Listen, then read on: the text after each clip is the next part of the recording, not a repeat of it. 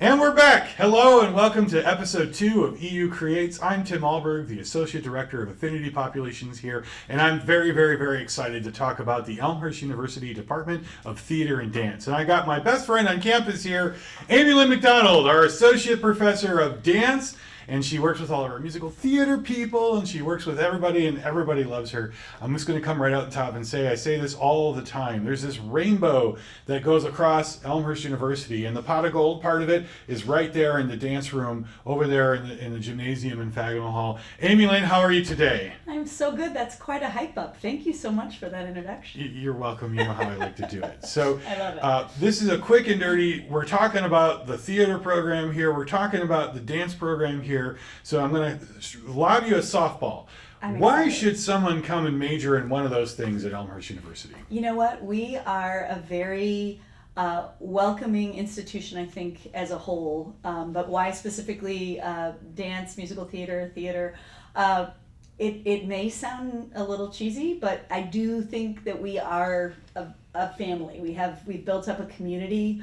When the students come, most of my students have my phone number and can text me, and do text me all sorts of fun questions at all hours, and I respond to the ones during normal people hours. But we're going to post her phone number right now. We'll put it up in a graphic. My editor du jour here, Alex Harris. How you doing, Alex? He's going to pop in.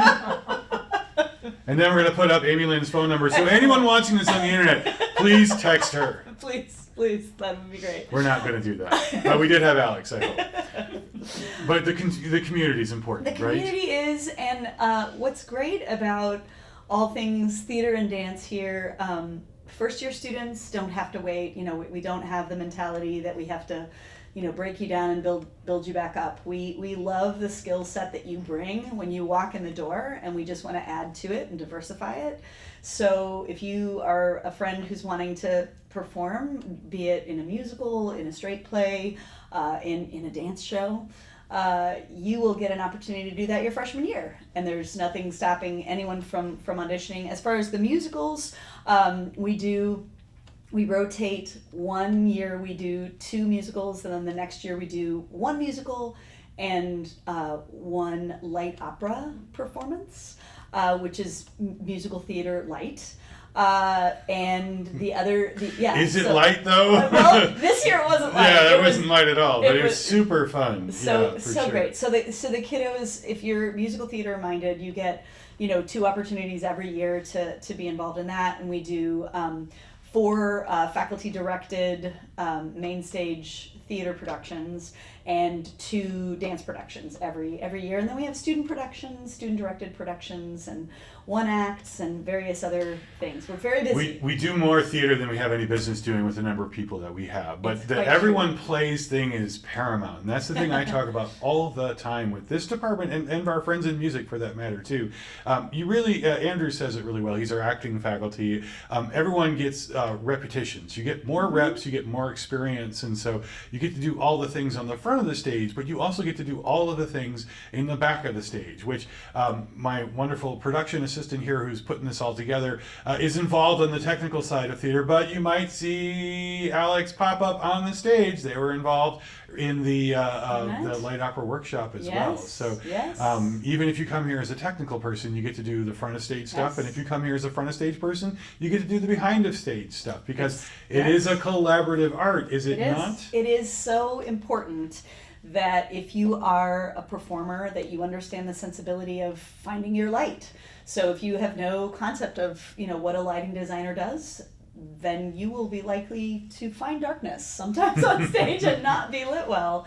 If you don't have an understanding of sound design and how to project and all of those things, they're all elements that go together and go hand in hand. And so it is very much a holistic process, and we treat it as such, and the students get their hands dirty doing a little bit of everything. If you're a theater major and your track is tech, you will have an opportunity to be on stage. We want that. We invite that, and vice versa. So which is, even if you're musical theater, you might end up doing sound for a show. You might end up doing a lot of other things. Right, and you'll do a straight play, and musical theater is one of our big popular majors. Theater education is one of our big muscular majors here.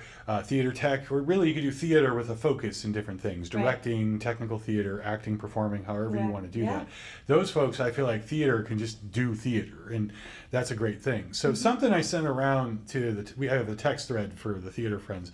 Full disclosure, my background is theater, if you haven't figured that out. So I have a big soft spot for this department. But there's this great little, I don't remember the meme precisely, it was a tweet actually, but it was someone describing the value of a theater degree, and that how that particular person, they use the term green flag for when I'm hiring people, and I think that's really important to emphasize for the parents who might be out there watching, my child wants to major in theater, they're gonna be a failure, and I'm like, not true. No. Can you talk a little bit about how these skills have applied in all these other areas of the world? 100%. When I talk about from dance perspective, when I talk about we'll get into dance. Oh yes. When I speak about folks learning more about their instrument being their body, right? So it's not like, music where I pick up an instrument and play it, or read something off of the page. Like, your instrument is you.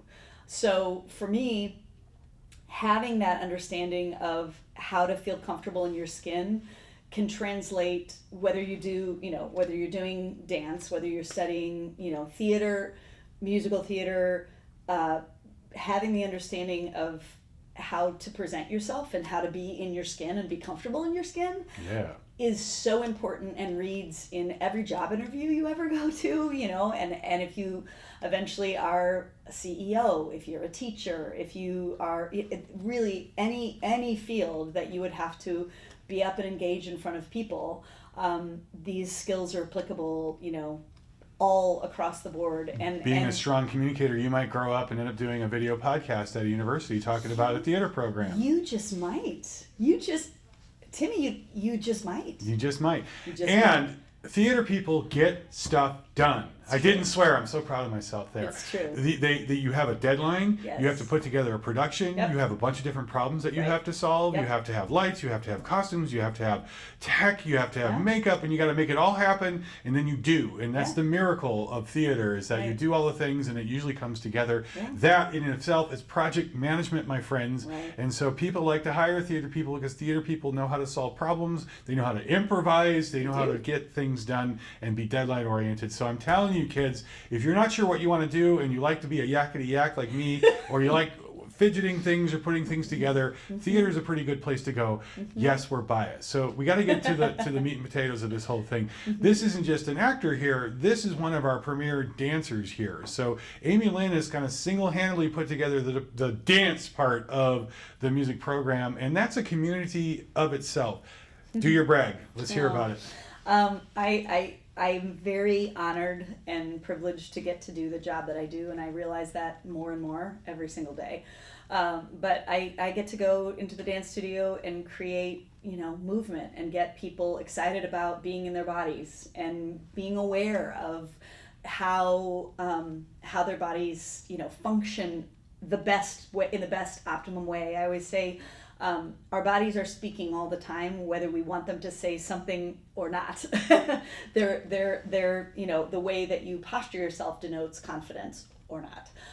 And just having the understanding of how your body can be used as an expressive instrument is just where I live as a dancer, and as when I was a performer a million years ago, when I was a performer, having that sensibility and knowing that, now getting to see my students light up and figure those skills out for themselves is just, it's a beautiful, beautiful thing. I actually just had another pinch me moment earlier today in the dance studio. We're working fast and furiously. We have a dance concert in a month, so we're working on pieces for that, and I, we were all joking and laughing, getting a lot done, but just having a great time and enjoying each other moving in the space. And the fact that I get to do that and call that my job, the fact that gets to pay my mortgage is pretty remarkable.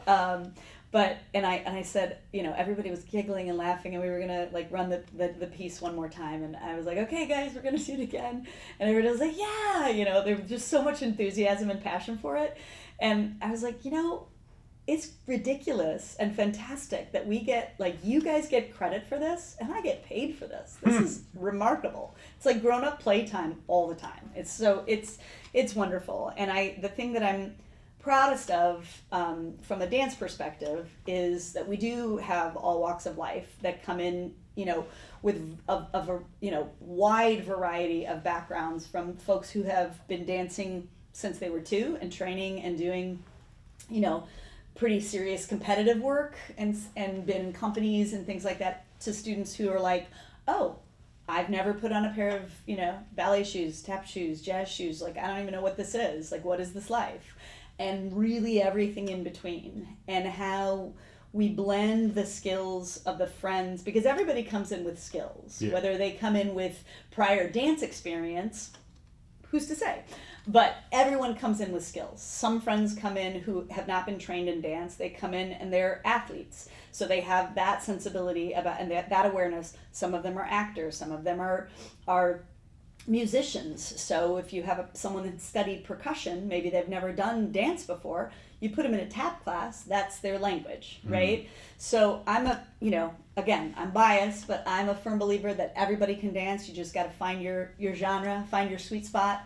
And then if you come into my program, you're going to find many genres that because I'm going to push you, and I'm going to encourage you to do things that make you uncomfortable in a good way, and you might end up, falling in love with something. So, we find ways to see people, where they are when they walk in, and not diminish what they have already in whatever walk of life motivates them, right? But allowing them to like keep whatever skills they had coming in, and then just expand and layer on top of layer on top of layer, so that they just they can kind of like start synthesizing all of their skills. Because dance being an expressive form, I have students who are English majors, they're writers, so that's the way that they have expressed themselves. I have friends who are, again, musicians. I have friends who are involved in theater, so all across the board, but we find ways to use those different skills to our advantage and make the whole program better as a result. So all are welcome. All can come into the light of Amy Lyn. That's a beautiful thing. Another really exciting thing about our theater department here is everyone plays, everyone's welcome, right? You don't have to necessarily be a theater major. It's absolutely true. If you are involved in musicals in high school and you're deciding to be a math education major, you can be as heavily involved in the theater experiences as your schedule allows and as you want to be. And you can throw in a jazz band experience at the same time. Weird. Right? Why would you bring up such a weird particular we have experience? A current student that... Yeah, we have a math major. I don't know who he is, but he does have a minor in theater, and you can actually get a talent scholarship as a theater minor, which is something else that's kind of unique. So hit me up, folks, if you're interested in doing that. Well, I really thank you for taking the time today to tell us a little bit about the Elmhurst Theater Experience. It is one of my favorite things. Like I said, you're one of my favorite people here on Elmhurst University's campus. Yay, favorite people. So thanks for watching, everybody, all the way to the end. Thank you to our producer, Alex. Thank you to the digital media program for all of the equipment lending. And a special shout out this week to Sarah Glees, digital media student extraordinaire, who came in and showed us how to hook up these microphones. Queen. Yay. All right. Thank you. Have a great day. Thank you.